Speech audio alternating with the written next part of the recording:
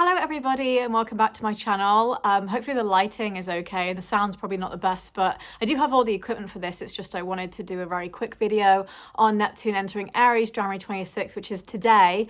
And this is a very pivotal transit because it's actually going to be here until 2039. We had a test drive of this in 2025, which coincided with Saturn being in Aries. So this is not like the first glimpse of it. We've had it before. But Neptune in Pisces will leave. We'll never see this within our lifetime. You know, there is going to be another transit, but within our lifetime, we're never going to see Neptune in Pisces.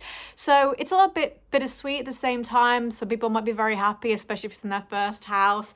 For me, you know, I feel very indifferent about it. A lot of traditional astrologers will not give any credence to Neptune because it's not a traditional planet. But I think we can learn a lot from modern astrology and modern planets, and I do think that we should be listening to them, particularly because Neptune rules the collective consciousness. So it does have some things to say about how we will feel. But remember that Neptune is a slow-moving generational planet, which means that it will not necessarily change our personality or change anything personally, but it will, however, give us external events to react to, especially in the media. So we're going to see lots of different things happening in the media. Neptune in Aries is quite independent. Some might say selfish, but I think it's actually focused on the self and identity. And what is the self? What is the truth of who you are and authenticity? Because we have to think about this, you know, how it coincides with other transits like Pluto being in Aquarius, which is another slow moving planet. So, you know, that's all about authenticity and revealing things that come to light. Also about technology, use of digital cryptocurrency, whereas Neptune in Aries is going to be much more focused on who can I trust, what can I trust, who and what is really real. So Aries is very independent, as I said, and sometimes that can cause issues with things like hyper-individualism, which is a particular topic I do not like because I think we're actually far too selfish as a world already. I think we need to be more community focused. Pluto in Aquarius is trying to fix that for us. But there's also a sense that you cannot really contribute to a community without looking after yourself first. The whole, you know, you can't pour from an empty cup. So you have to understand who you really are in order to help people and be a space for somebody to come up for air. Whereas Neptune in Aries also feels like it can be anger and aggression over identity and, you know, who we are. So some themes we might see in the media and things that we might have to react to ourselves is things like AI misuse and deepfakes. Data and AI regulation. So when you have something like deepfakes and AI, I mean, because I can't tell the difference, you know, I'm like, oh my God, I couldn't tell if that was AI or not. Sometimes people are like, I can tell. Every time I go on Pinterest, it's an AI house. And I'm like, great. It's like the AI it's sponsored. So one or two natural, authentic posts in between, right? So that's really irritating. When you have something like deepfakes where you can take someone's image, someone's likeness, and create something, mostly without their consent as well, that becomes very difficult because Neptune, again, is about illusion. I don't know what is real. So when you're watching a video, it's very easy to probably get scammed and say, I can't believe that person said that. And then actually you look deeper and think, oh, it wasn't them. They didn't say that. So AI misuse and deepfakes is going to be a really big issue that we're going to see over the next 13 and 14 years, especially because of the rapid acceleration of AI. I work in technology, so I have a very sort of neutral view about AI. I think it can be helpful for some things, but I also, maybe it's a naive approach. We created AI. We don't have to continue with it. We're acting like it's a thing we can't control. Like AI is going to take over the world and take our jobs. Why don't you just stop it then? Put some regulation on it, you know?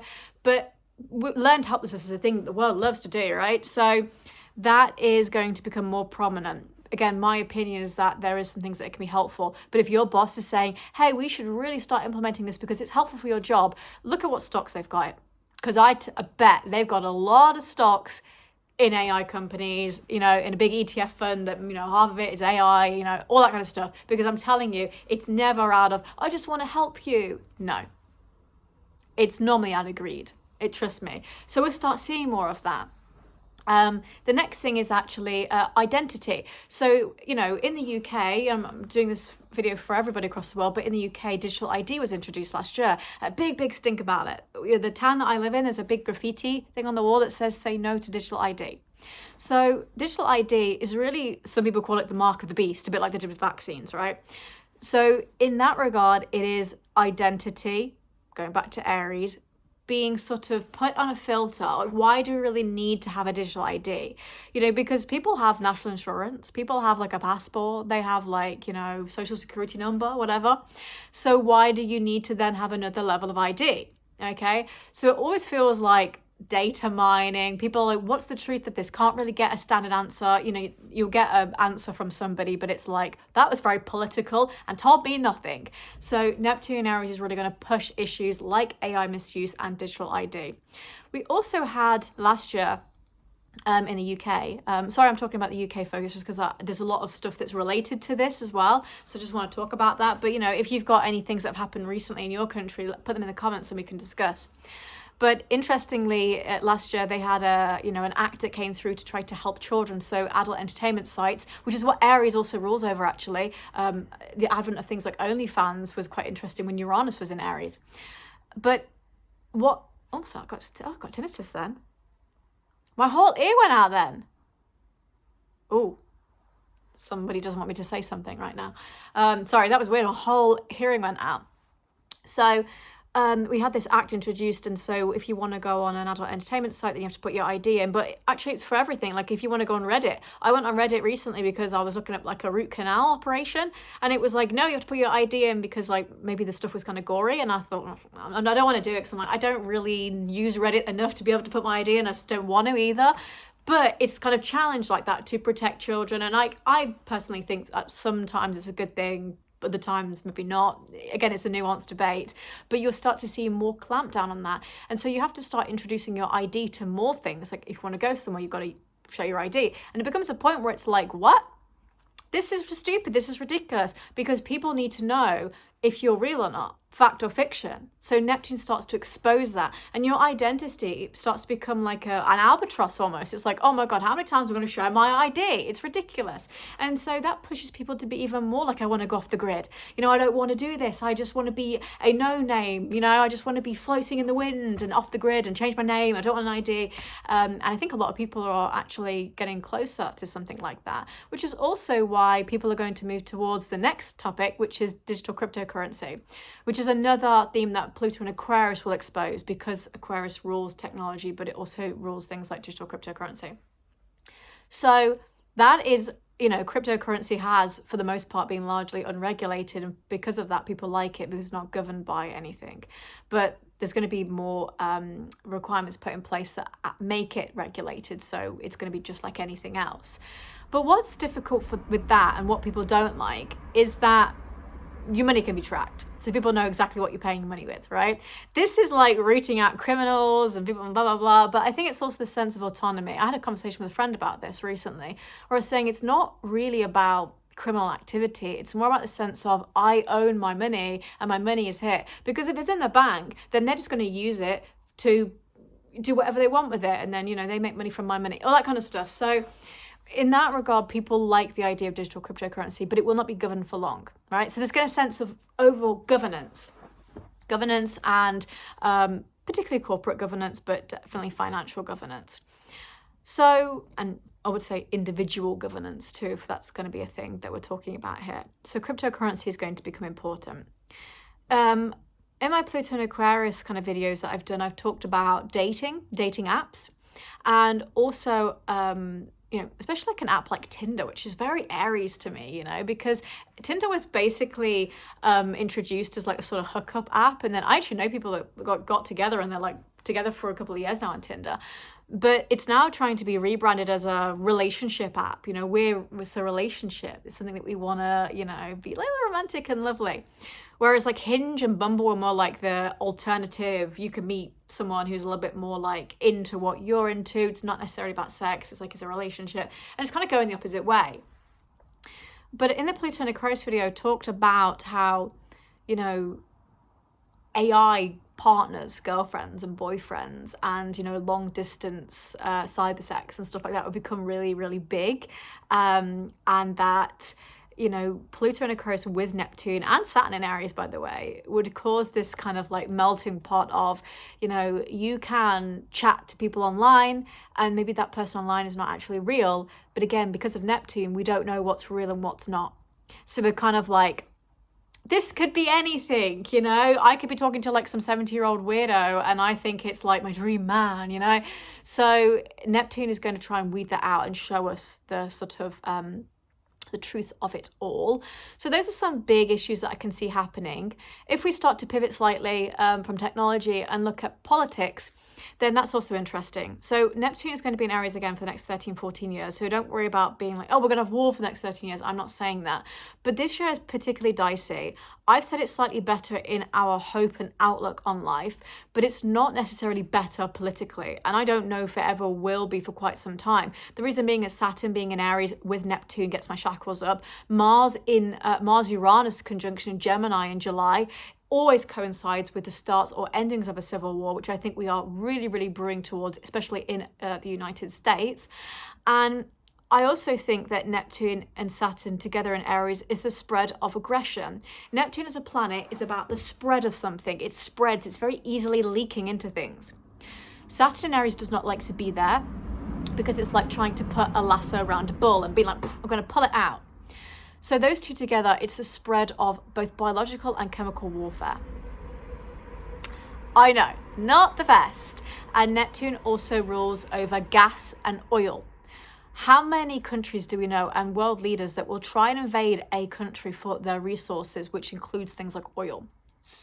Too many to count. Look at Greenland right now. Greenland, this is not about the people or saving the people. There's a little bit about identity going on there. And because, you know, America is a Cancer sun, it's incredibly patriotic. It's like, yeah, we're entitled to this place. But look at the amount of resources and minerals. That's what they want, right? Let's act like Venezuela was anything about oil. You know what I mean? Everything is all about this. So Neptune is going to expose that. So it's going to be about resources. Pluto is about hidden resources, things that we have to really drill down for, you know? So all of that is going to be revealed. Again, these are generational planets, so it's not going to be like, bam, this is happening straight away. It's in the background, right? It's working behind the scenes and it grows like a Cancer. Not the Zodiac sign. It grows like a virus, right? So it's quite difficult to you know, to see the truth of that. I also think that Cancer should not be called Cancer. I feel like that's just they're stuck with like a bad name. We should change it to like Kreeft, which is Dutch for crab. Yeah, I'm a Kreeft. I like that. I'm like, oh yeah, that works for me. And I'm a boogschutter. So I'm like, oh, I'm a Sagittarius. Yeah, maybe we should just change like having it. Let's just do it in a different language. Why not? But yeah, I always feel bad because every time I try to write it down in my notes, sometimes it's like tries to auto predict for me and I'm like, I'm not talking about that. I'm talking about the Zodiac sign. You have to put Cancer Zodiac, you know, even in Google Zodiac. So yeah.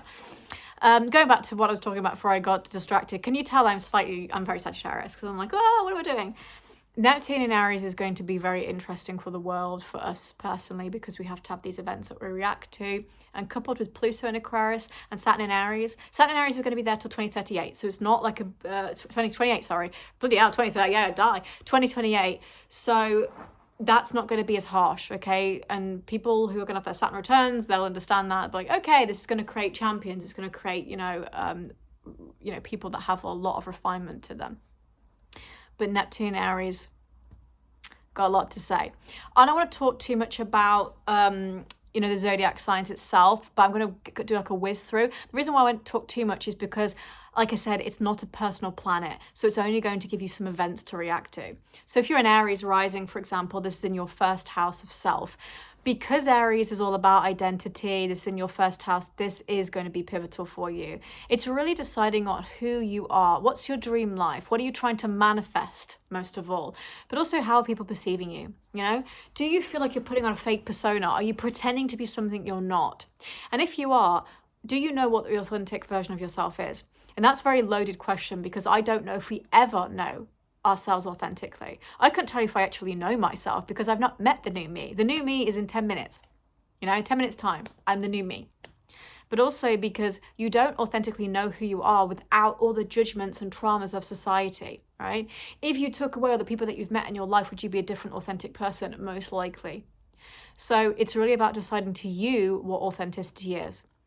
because Neptune is all about, you know, understanding the truth and then also giving us a falsity, a false hope, a lie. You know, you can attract people who manipulate you, who seem really amazing, but they're not. And so you have to distinguish between, is this person giving me a red flag? Are they actually a nice person? Or am I just seeing what I want to see? And I would say that's very pivotal if you have Virgo and Libra placements too. If you are a Pisces, then this is in your second house.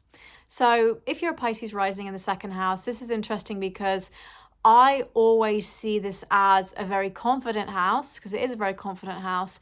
And Neptune in the second house of finances, confidence, luxury, assets, big potential to be scammed here. You know, to get in those get rich quick schemes, to be like, oh, I thought that I was going to like go down the right path here and it's not great. I feel like I've been scammed. I don't also know what I want spiritually and what I want materially. In my weekly horoscope video, I talked about that quote from Madonna where she says you can be a spiritual person and still like to shop at Prada, which is true because we are spiritual beings living a very material existence actually, and so it's okay to like fancy things. You know, I'm a Capricorn Venus, so I like fancy stuff. You know, I'm quite the luxury person, but at the same time I understand that most of it doesn't really mean too much, or it shouldn't be that expensive. So it's no reason to chastise yourself because you want fancy things. Like if I had a lot of money, it's not a lot of stuff I'd want to buy, but I like fast cars. So I probably want a couple of fast cars in the garage. You know, I want a Ferrari or something. I actually saw a Ferrari today. It's so funny because every time I think about a certain topic, like this video, I was thinking about this, I always see something like a Ferrari. It's so hilarious. Like I manifest it. But there's nothing I'd want to spend a lot of money on. I want to spend money on helping people. I give my dad a load of money because he can travel and buy motorbikes and stuff. But for me, I'm like a couple of fast cars and then, I don't know, maybe some nice clothes or something, that kind of travel, lots of traveling as a Sag, lots of traveling. But I think I would be, it doesn't mean too much to me in the long run. Everyone's got a different view on that depending on their circumstance. But my point is that you might start thinking about that a little bit more. If Neptune in the transit chart is making something a difficult aspect to something like Saturn or Mars in like the 8th house, for example, you might lose a purse or get scammed. So there's always certain things that can, be coincided in the chart, and it's like, okay, this can also be the spread of confidence. You start standing up for yourself and saying, I'm going to be out here, also, again, it's really good for manifestation in my eyes, especially with money and, being a little bit more like luxurious. It can also be a coming home moment for your diet. If you've had a particularly, I don't want to say I never like to put labels on diets because everyone's got a different body and I don't want to say this is a good or a bad diet, but you'll know if you're overeating, or you're undereating or something along those lines. And so it's a bit like, okay, physical health might impact me here. I need to make sure my diet is different, less inflammation, because Neptune is a bit like Jupiter in that it's larger than life, so it can expand. And so when you have a problem like inflammation or a gut problem, it can expand that issue. But also can expand like overeating because, maybe I'm an emotional person and I'm a Pisces moon, right? So I'm not judging. But when you have that, it can expand. I got Saturn in Pisces, so like my eating habits is that I can like really, really binge, and then I would just restrict myself, and then I would eat for weeks. So for me, I understand what it's like with the Pisces energy, and that it can be like all or nothing when it comes to things like food and whatever. So Neptune in the second house can really push that. It's quite a personal house, so take what I'm saying with a pinch of salt, what resonates. I'm always trying to like choose my words carefully on that kind of topic. If you're an Aquarius, is in your third house. So this is going to be really pivotal for you because it's about fact and fiction in a house. It's all about, intelligence and thought and writing and speaking. So this is about deciphering whether people are lying to you through words. When you read something, is it real? There's a big, big chance of misinformation in this house. Because you already have Pluto in your first house here with Aquarius, you're kind of like really trying to see what is fact and fiction and picking between the weeds. But also you could become very disillusioned with studying, maybe something that you're teaching or wanting to learn. And I think there's definitely a sense of trying to maybe mend some fences with a sibling if you're having issues with them, or trying to decide what kind of part you want to play in your family.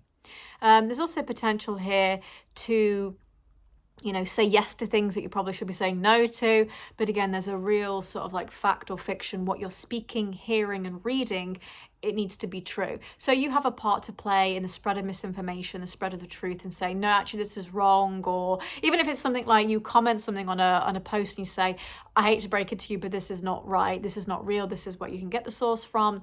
And then trying to push as much as you can the truth, you know, the truth. So that's what I would say. If you are a Capricorn rising like me, then this is in the 4th house. It's not a house I necessarily want to have Neptune or Saturn in at the moment because no thank you. So this is about understanding the truth of what family means to you. This is so like, it resonates with me so much. You know, family, it can just be DNA at the end of the day, but it can also be something you create yourself. Like, could be like a husband, wife, and a dog, or kids, friends, just you and a cat, maybe just you know, whatever. Family tends to be a community, so I don't think it can just be you, but whatever you think is like, this is my family, right? Maybe my family is like me and my dog and my parents or my brother, something along the lines where you're like, this is my family, and understanding the truth of what that means to you. But also looking between the lies of what society has told us, which is that if you don't have a family, you're kind of a loser, which is not true at all. Family is not something that we can pick. And if you have a very disbanded family, my heart goes out to you because I totally understand that, and it's not your fault. So don't listen to society being like, oh, you spent Christmas alone, you're such a loser. It's like, oh yeah, so this person chose to have a very disbanded family, did they? Or cutting off a family member because, you know, you're being disrespected. Sometimes you have to do the things that you have to do. And as a Capricorn rising, I totally understand that, right? Because sometimes we're like, yeah, I won't handle the disrespect here. And then you end up feeling a little bit more alone at certain points. There could be a potential to be duped with houses and apartments and whatnot. Again, this is why I'm like, I do not want Neptune in my 4th house right now when I'm trying to buy a house. No, thank you. There's potential to be duped. There's also a feeling of there's more out there, you know. Maybe I've picked this, but I think there could be better. I have Neptune in my 1st house, and I suffer with this a lot. I suffer with I don't really know what I want in life. I don't know who I am. I don't know what I want. And I often think there's always better out there for me. So Neptune definitely plays a part with that with me. And then also having Uranus in my 1st house too. So it's like, you don't know what you want. And then also when you do make choices, it's kind of frenetic and weird, and you just can't really knock it down. Really annoying. So Neptune in the 4th house can bring issues like that. If you are a Sagittarius, and this is in your 5th house. So much like the US, which has a Sagittarius rising, this is going to deal with things have to change quite dramatically. I want to do things that give me pleasure and joy. There could be potential here because of Neptune being larger than life to have a child. You know, if that's something that you want to do. There's no guarantee, of course. You have to look at your personal chart. But there's definitely potential for fertility and blossoming here. There's also potential for, because of Neptune being the spread of things as well, having more intimate experiences. If you're somebody that's like, no, I haven't had having an intimate experience. I also hate the phrase make love. Oh, I hate that. I hate that, and also caress. I do not like these phrases. I do not like it. I do not like it. It's not good. Okay. So in the 5th house, again, I'm getting distracted because I'm Sag. In the 5th house, there's definitely also potential for a very big risk to be taken, and it's not the right risk. You need to decide. It's very difficult to know if the risk is right until you take it. That's why it's a risk. But I always call things calculated or strategic risks, which is that I put enough things in place so that when I take this risk, I have a bit of a safety net underneath me, that I'm not falling straight through the ground. So if you do need to take a risk, then I think that's definitely something that needs pre-planning and a lot of thought put behind it. Because with Neptune in Aries, there's also a sense of like overinflation, gambling, overindulgence as well, you know, hedonism, also potential for drugs and addiction. So just be mindful of that. But overall, I do think there's definitely I'm not going to take this anymore. I need to start over with this particular energy, Sagittarius. And also because you have Uranus going back into Gemini this year, which is going to be in your 7th house of committed relationships, and you need freedom. So you're probably going to have more of the flirty experiences. If you're in a current relationship, probably not, but there's definitely things that you can still do in relationships which give you freedom and allow you to have a bit of playfulness in your life. If you are a Scorpio, then this is in your 6th house. So Neptune in the 6th house is definitely going to give you some things to react to when it comes to your work environment. So you could be hybrid working, but now you have to work back in the office, or you have to change office completely, or you have to move around. Funny enough, when Uranus goes back into Gemini, which is actually my 6th house, I'm going to be moving office. I just thought about that. Probably the exact month it goes in July. Yeah, I got told that you're going to be moving offices, you're going to be changing. So I'm like, oh, okay, I'm going to be moving places, and then interesting how it all works out. But again, because Uranus is also an outer planet, I don't get a say on it. It's not going to affect me personally. I don't get a say on it. It's just an event that I have to react to and be like, okay, this is what I have to do. So it could be changing work environment, could even be changing up country that you live in as well, because of work or whatnot. You could also be moving and changing jobs because you have a new host of co-workers you have to, interact with.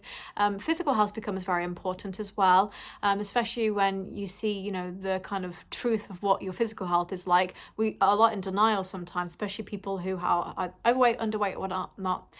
Sometimes we look in the mirror and we're like, we kind of dupe ourselves into thinking everything is okay. Or it's the opposite. Sometimes we've got like body dysmorphia and we think we're worse than we are. And people are like, hang on, you're fine actually. So Neptune can start to reveal the truth about that. I would also say with physical health, if you start to get really bad headaches, or you're getting headaches like 3 times out of the week, get it checked and start looking at it, because those things can boil over, especially if you're like hold a lot of tension in your face and you get tension headaches in the back of your head. Just be mindful of that, especially if it starts to go down to the top of your spine.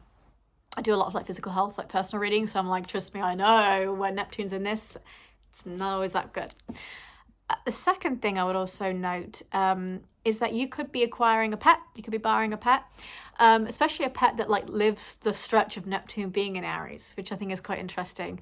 So that could be something you're doing. And actually someone commented on one of my TikTok posts and was like, yes, that is what's happening right now. So maybe it resonates, we'll see. Again, these are very general sort of thematic readings, because I don't have your personal chart, and so I can't see how it's going to interact with other things. If you're a Libra rising, then you have the same chart as the UK. So this is going to be in your 7th house. It is opposing your sign. So this is going to be pivotal for you. I think this can definitely be a truth of who is your ally and who is your enemy. Remember, the 7th house is the house of open enemies. So we actually see the deception coming at us. And that's normally our intuition. When you meet somebody or you start to think, I don't think they've got my best interests at heart. I'm going to wear an evil eye necklace and see if it drops off, So Libra rising can be really trying to seek the truth on who is on their side. And also, who do they want to be on their side? Because sometimes we've got people who support us, but it's like, I don't know if I want to. That phrase, I don't care about your booze. I've seen what you cheer for. So it's also about what you want in your life as an ally and who you want as an ally. Secondly is working with others, seeing the truth of working with others, maybe being a bit more of a leader during this time, because remember, Neptune in Aries is more independent and it's very leadership focused, but Libra is more about working in teams and being diplomatic.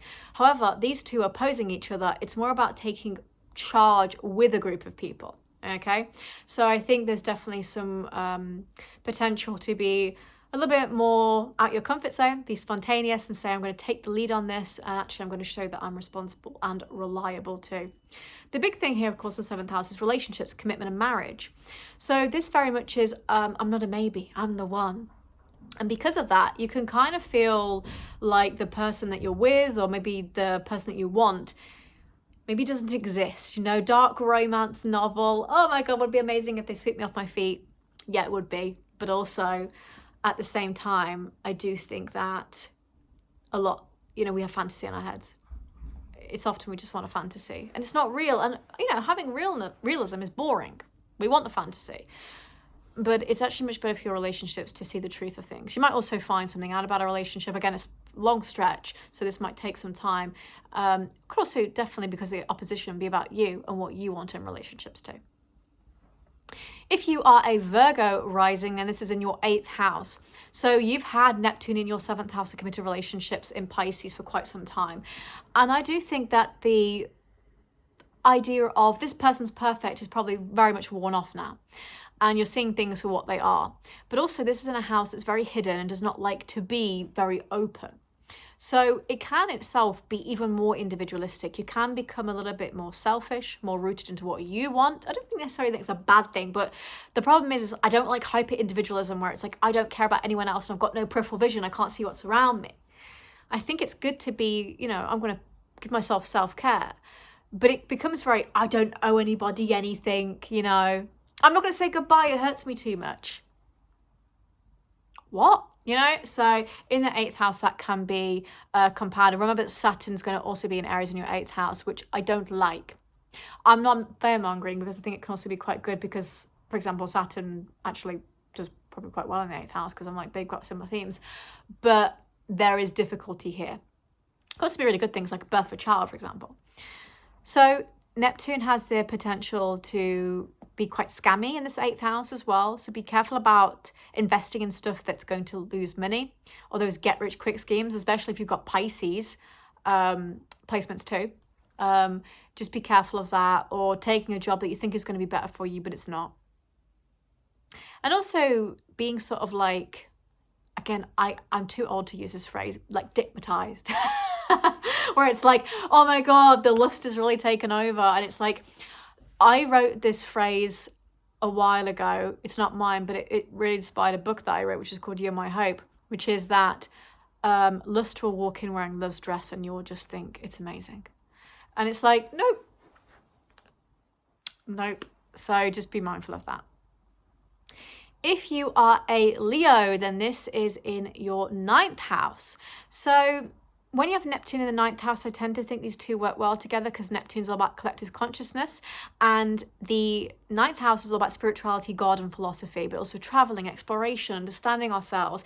And really, when I think about spirituality and philosophy, I think about coming home to ourselves, walking myself home, the truth of who I am authentically, learning more about myself, learning about spirituality, God, am I God? Do I have God in me? Right? And then Neptune is all about collective consciousness, manifestation. It's a very spiritual planet. So these two, it's like, whoa. So you're having a very sort of like big, very long spiritual awakening, the truth of what you want to do. Do you want to be working in a specific area? Do you want to be traveling more? Maybe you want to actually give up a lot of stuff in your life, a lot of worldly possessions, and become a little bit more focused on freedom. Remember, you've got Pluto in your 7th house of committed relationships, so you're thinking a lot more about what you want from relationships. And some of you might decide, I want to be single forever, or somebody's saying, actually, the things I do want to do, I want to do them with my partner. So there is a lot of reassessment on hobbies, but also traveling, spirituality, and also what you want to learn and what you want to teach others. Are you going to be somebody that teaches and inspires,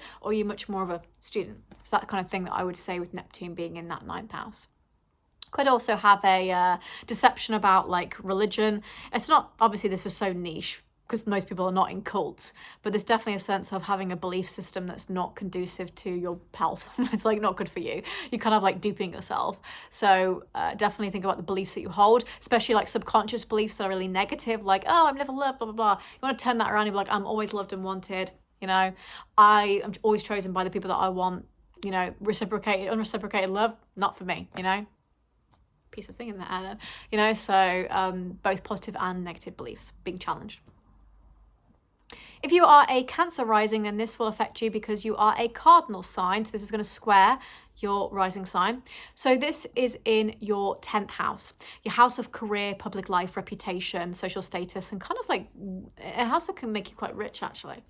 So when you have Neptune here, it is going to get you to understand what you want to be well known for, the truth of the matter, the truth of understanding, like, what do I want here? Remember that Saturn's going to also be going into Aries this year, which is also going to push you to really, really focus on your career. In fact, people say Saturn can be difficult because you don't get career progression, but because Saturn in Aries, people don't understand Saturn in Aries. People don't understand Saturn full stop. I'm Saturn ruled. I know this damn thing more than myself, right? And I'm telling you, it's not always as bad as people think. Saturn in Aries creates champions. It creates leaders. It can actually create generational wealth. So this is not a bad thing. It can cause constriction, but it's not insurmountable. Like, you can rise above constriction, okay? Like, if you don't get a promotion, then you're not being valued. You need to move somewhere else, So you have a lot of agency and free will here. But Neptune is the truth of that. What do you want your job to be? You could be spending 10 years at a job and they don't value you. And then you think, okay, the illusion has really worn off, that I thought that you were going to give me more opportunity, but you're not. And so now I realize I need to change, I need to move. So there is definitely an element of, your career being assessed. Also, lots of projects that you might be working on as well if you're retired or you're like, it doesn't really resonate. This could be projects. Also, the way that people are viewing you. Remember that Aries is all about identity, and the 10th house is really it's like, whoa, really public. It's a really, really public house. Like, people are really seeing us. So there's a lot of opportunity for people to see us in the wrong way, right? To perceive us, and you're like, misperceive us, should we say. I was going to say perceive wrongly, but that's not very good English. Misperceive us. So in that regard, it's about hunkering down on who I am, and what I want to be known for. I think things like AI misuse and digital ID could be quite pivotal for something like a Cancer rising, actually. If you're a Gemini rising, this is in your 11th house of community. This is quite interesting because this is the house ruled by Aquarius, which is very humanitarian, but also deals with like collective community. And Neptune is a planet of collective consciousness. So I think these two work quite well together. It's actually pretty good for manifestation and sort of like joys and wish fulfillment. But at the same time, it's the rooting out of who's on my side. Very similar to like Libra rising, actually. Are these friends people that I can trust, or am I just sort of hoping that I can trust them and actually maybe I can't? And in addition, there's also a sense of what you're building with your community, kind of similar to Capricorn rising. What is family? What is community to you? What's the issues going on here? Definitely for you, Gemini rising, as I talked about at the start of the video, there is a lot more potential for you to have issues when it comes to technology, things like AI misuse, digital ID, cryptocurrency. So you need to be careful of that, okay? You need to have things in place, or I'm not going to tell you what to do, or have very limited use of technology and AI if that's not something that you want to do. It's difficult because you're Gemini rising, so it's like you're actually quite technology focused, actually. So yeah, I think you need to be mindful that you could be more prone to having issues with your identity and how others view you in this house. If you are a Taurus rising, this is in your 12th house. So yeah, Neptune rules the 12th house. Again, I keep saying this because it's a modern planet, so I'm like, rules it? Technically, Jupiter actually rules the 12th house, but it's Neptune co-rules it. So this is great for manifestation. This is technically, again, domicile. So this is quite good for manifestation, and also very good for spiritual protection as well, and being guided spiritually and having this divination around you, and so being like, oh, everything's going to be okay. But I also think there can be difficulty here because it's a very foggy, very lazy planet. And Neptune being there is going to add even more fog and laziness. So clarity is not going to come to you that quickly. You might find that clarity is very difficult because it's in areas that can cause frustration and aggression, right? So that can be quite difficult. In the same vein, it's great for trying to find a foreign partner or to experience culture and being like, wow, maybe I've never traveled much, but now I went to this country and it's really changed my worldview. It's changed the way I see people. It's changed the way I see work, especially because Pluto is in your 10th house. So it feels like maybe when I hate to use the phrase, see how the other half lives, or put somebody else's shoes on, that you think, okay, maybe my life is not too bad, I'm grateful, or maybe I would really love to move to Scandinavia because then I feel like I'm really living up to my potential. So there's so many things that the 12th house can talk about and cover, especially because Neptune belongs there. But there's also a sense of when you feel down, Neptune can give you an event that tells you everything's going to be okay. Remember, it's not a personal thing. It's like an event that you have to react to. There's also potential, because of Neptune being here, to have some issues with physical health and maybe mental health, but I don't want to go into that because I don't want to scare anybody. But there's definitely some potential there.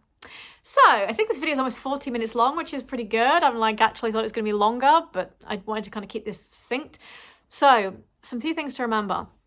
Neptune is not something to be afraid of because it's so slow and outer generational. It's really not something to be scared about, but it will affect politics, it will affect the world, it will affect technology, and it's stuff that we're going to start seeing.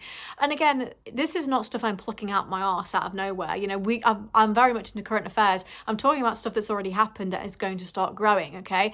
It's all about this and educated guesswork and a bit of strategic advantage, right? That's what I use astrology for. I'm not just plucking it out of nowhere. I'm saying, okay, this issue that we've seen before, I see the potential for that to grow, you know? So Neptune can really push that. And then when it starts to move and then Saturn joins it, then we're going to start to really play around a little bit. You know, the Saturn-Neptune conjunction in February, cockroaches from the ashes type of energy. So yeah, I think it's definitely going to be very interesting.